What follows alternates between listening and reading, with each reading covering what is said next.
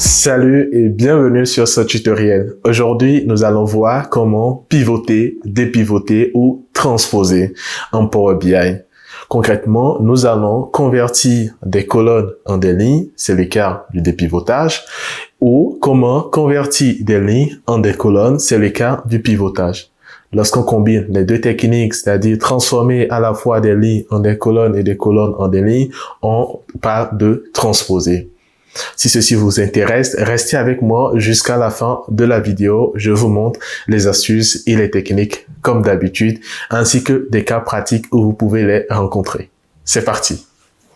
Pour illustrer ces techniques dans Power BI, j'ai préparé quelques scénarios que nous allons découvrir ensemble. Commençons déjà par le dépivotage. En structure claire, on voit ici qu'au niveau des colonnes, on a des noms de dates qui sont disposés là. Un principe important dans Power BI ou dans l'analyse généralement, c'est qu'il n'est pas bien de garder des attributs temporels comme le jour, la date, le mois ou autres comme des noms de colonnes. Donc, il faudrait les ramener comme des lignes, donc sous forme de lignes. Concrètement, on aura une colonne ici, à l'intérieur de laquelle on aura donc les différentes dates. Pour cela, je viens dans le menu transformer. Juste ici, j'ai dépivoté les colonnes. Donc, quand je clique à côté là, j'ai donc dépivoté les colonnes, dépivoté les autres colonnes ou tout simplement dépivoter uniquement les colonnes sélectionnées. Voyons un peu. Je sélectionne les colonnes que je veux transformer. D'accord? Donc, je les sélectionne. Et ici, je vais donc cliquer sur dépivoter les colonnes. D'accord? Je clique sur dépivoter les colonnes et vous voyez, la transformation, elle est faite. Je passe donc de pays, attributs et valeurs. Donc, j'obtiens donc pays, attributs et valeurs. Et à partir de là, je peux cette fois-ci renommer. Je vais l'appeler par exemple ici date. Et là, je vais mettre un chiffre d'affaires. D'accord? Donc, ça, c'est ce qui se passe lorsque je sélectionne, donc sélectionner ou dépivoter les colonnes. Lorsque je prends, je vais tester la deuxième option, c'est-à-dire dépivoter les autres colonnes. Donc, je vais dupliquer cette requête, donc juste pour le test, et je vais supprimer ça. Donc, on est à nouveau ici. Tout à l'heure, j'ai sélectionné ces colonnes. Cette fois-ci, je vais sélectionner plutôt la seule colonne où je sélectionnerai les colonnes que je n'ai pas envie de transformer. Donc, pareil, dans transformer, je viens ici et là, je vais sélectionner dépivoter les autres colonnes. Le résultat est pareil comme précédemment. Que se passe-t-il? Donc, pareil, je vais dupliquer. On va voir la troisième méthode. Donc, pareil, je vais supprimer ici. Donc, pour pouvoir utiliser, donc, dépivoter uniquement les colonnes sélectionnées, donc, je vais sélectionner à nouveau les colonnes que je veux transformer. Donc, on aura nos 3 cas de scénario ici. Et donc, à partir de là, je viens ici dépivoter uniquement les colonnes sélectionnées. Vous voyez que ces 3 techniques aboutissent au même résultat. C'est-à-dire que dans notre cas, 3 colonnes, une colonne qui contient pour nous les différentes dates. Je peux, pareil, renommer ici et là, je vais mettre C1. Elles aboutissent au même résultat, mais pas forcément de la même manière. Si j'essaie d'analyser en venant au niveau des étapes appliquées, certes, c'est du code qui s'y trouve. Dans le premier cas de scénario, d'accord, ce qu'on observe ici, c'est qu'on appelle une fonction en pivot other column. Donc, bien que ici, si vous vous rappelez, j'avais sélectionné les colonnes de départ et j'ai demandé à utiliser donc cette option de pivoter les colonnes. Derrière, la fonction qui est appelée, c'est une fonction qui consiste à dépivoter les autres colonnes. C'est ce qui se fait également lorsque vous choisissez, dans le deuxième cas, directement l'option dépivoter les autres colonnes. Autrement dit, ces 2 techniques aboutissent au même résultat.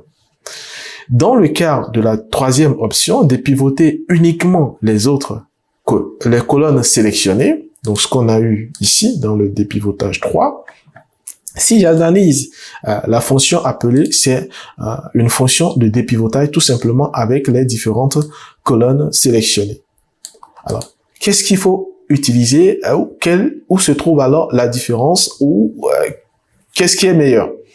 Pour illustrer cela, je vais vous montrer un cas de scénario. Considérons que, voilà, on n'a que pour le moment des données de janvier à juin 2024 et que au niveau de nos sources, on reçoit par exemple des données de juillet 2024. Donc, je viens au niveau de ma source de données ici. Et ce que je vais faire, c'est que je vais ajouter là, voilà, juillet 2024. Et je vais y mettre, par exemple, quelques données aléatoires. Pareil.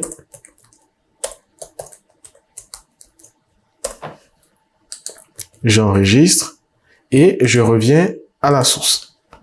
Si j'actualise les données dans le premier cas de scénario, ici, donc accueil, j'actualise, on voit que, après dit, il n'y a pas eu de changement. On récupère bien nos données. Alors, j'ai mis juillet 2027, pardon, je vais corriger, donc juillet 2024. J'enregistre, j'actualise à nouveau. Donc, on voit bien qu'on retrouve les données de juillet 2024.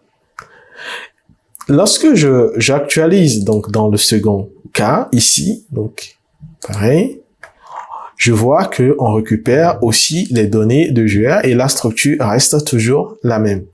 Dans le dernier cas, donc là où on a dépivoté uniquement les colonnes sélectionnées, autrement dit la dernière fonctionnalité ici, quand j'actualise, eh bien, on voit que la nouvelle colonne ajoutée n'a pas été prise en compte. Pourquoi? Tout simplement parce que si vous observez ici, on avait dit de dépivoter uniquement les colonnes sélectionnées. Donc, c'est déjà un élément, un indice que vous devez exploiter lorsque vous voulez en fait choisir l'une de ces techniques. En général, on va préférer les deux premières, ou si les contraintes l'exigent. Donc, si votre source de données est amenée à évoluer et que de nouvelles colonnes doivent être ajoutées de ce côté-là, il est important de savoir ce que vous allez donc utiliser. Si les colonnes vont augmenter et que les colonnes qui vont s'y ajouter sont des colonnes qui doivent être dépivotées, alors là, les deux premières techniques, c'est-à-dire dépivoter les colonnes et dépivoter les autres colonnes, sont très bien. D'accord? Par contre, si les colonnes qui vont s'ajouter, là par exemple on a le pays, mais si j'ajoute ici le continent, ou peut-être le code pays, je vais mettre 1, 2, 3, 4, 5, 6, 7. D'accord? J'enregistre. Si je reviens dans le cas du dépivotage et que ici, donc ici, j'actualise, vous voyez que on se retrouve ici, par contre, avec une erreur. D'accord? On retrouve là, dedans, ici, dans cette colonne de date, des codes de pays et les valeurs ici ne sont pas du tout correctes. Donc, suivant que les colonnes qui vont augmenter, qui vont s'y ajouter, si ce sont les colonnes qui doivent être conservées, vous allez voir, dans le cas donc du dépivotage, dans le cas où on dépivote uniquement les autres colonnes, vous voyez que ici, par exemple, code pays et pays sont bien restés. D'accord?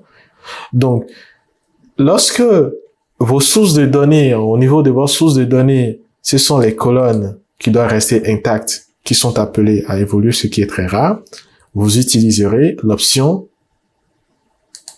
dépivoter uniquement les colonnes sélectionnées. Si par contre, les colonnes à dépivoter et les colonnes à transformer sont celles qui vont le plus souvent augmenter, dans ce cas, on va utiliser dépivoter les autres colonnes ou dépivoter les colonnes qui reviennent donc à la même chose. Ça, c'est le premier cas de scénario que je voudrais donc vous montrer. Donc, le dépivotage. Le second cas ou la seconde fonctionnalité disponible, c'est le pivotage. Et ça, nous allons le voir ici. Dans ce cas, comme vous pouvez le voir, on a en colonne, donc la première colonne contient les pays, les dates et les valeurs. C'est concrètement l'inverse de tout à l'heure. On a donc les dates qui sont bien dans une colonne, dans une seule colonne, et on veut revenir à la forme avec ces dates-là comme nom de colonne. Donc, pour cela, je sélectionne donc une colonne ici. Donc, on va utiliser plutôt le pivotage. Donc, je vais sélectionner cette colonne-là. Donc, transformer les données, j'ai pivoté la colonne, puisque c'est cette colonne que je veux pivoter. Pivoter la colonne. Il me demande quelle colonne le système doit utiliser comme valeur. Parce que, en faisant passer ces lignes au niveau de colonne, eh bien, il faudra quand même des valeurs au niveau des séries. Donc, pour nous, nos valeurs se trouvent dans cette colonne que je vais appeler valeur. Dans les options avancées, vous avez donc la possibilité de sélectionner quelle fonction d'agrégation sera utilisée. D'accord? Donc, par défaut, c'est la fonction sum.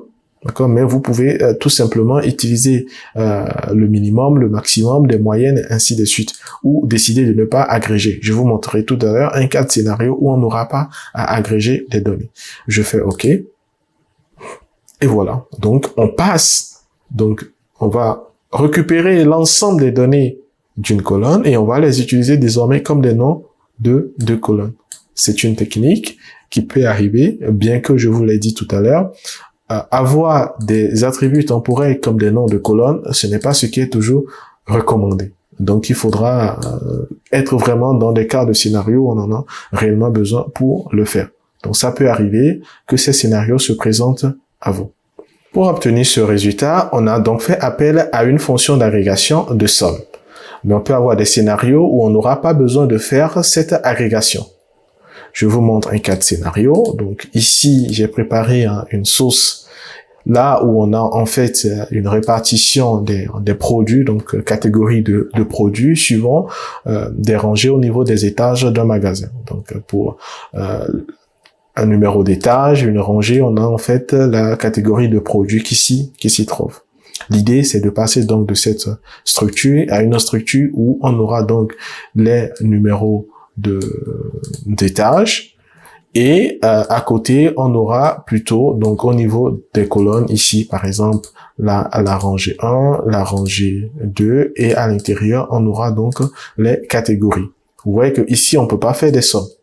Je peux pas faire des sommes sur ces valeurs-là. Comment procéder dans ce cas et quelle sera la technique? Donc, je viens dans le pivotage ici, donc cette requête. Premièrement, je vais promouvoir la première ligne comme en tête et je vais sélectionner notre colonne de rangée puisque c'est celle qu'on veut transformer en colonne et je viens, pareil, pivoter la colonne. Quelle sera la colonne de valeur? Pour nous, c'est la colonne catégorie produit. Donc, je sélectionne catégorie produit. Et au niveau des options avancées, ici, je vais demander à ne pas agréger. Je fais OK. Donc, vous voyez, on obtient donc notre résultat sans avoir besoin d'agréger les données.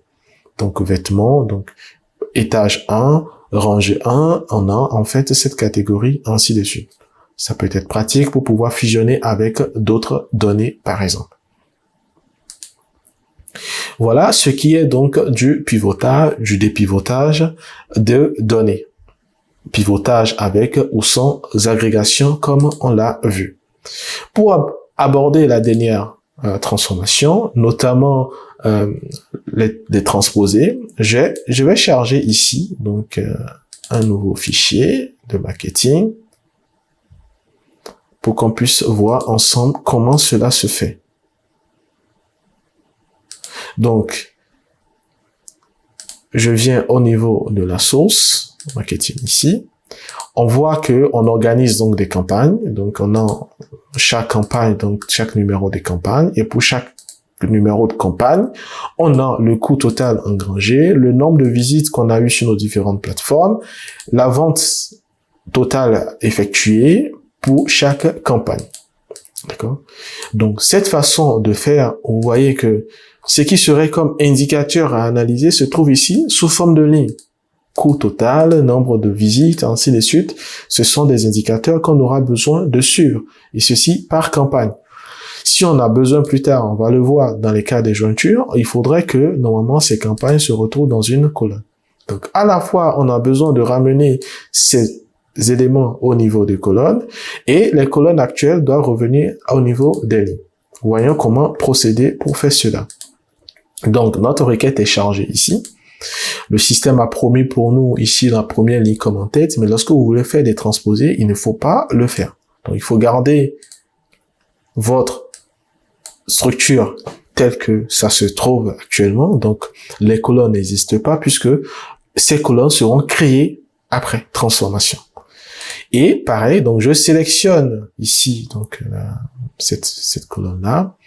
Je viens ici, donc transformer, et je vais sélectionner, donc depuis transformer, ici j'ai ici transposer. Tout simplement. Donc les lignes deviennent des colonnes et les colonnes deviennent des lignes. Une fois la transformation effectuée, je peux cette fois-ci promouvoir la première ligne comme en tête. Voilà. On obtient désormais ici ces éléments-là, donc des indicateurs hein, concrètement, donc le coût total pour chaque campagne, et on pourra faire des jointures après pour avoir plus de détails sur la campagne, ainsi de suite. Ce qui nous permettra donc de suivre plus en détail les indicateurs disponibles ici. Et voilà, c'est tout pour ce tutoriel. J'espère que vous savez désormais comment pivoter ou dépivoter ou encore transposer des données.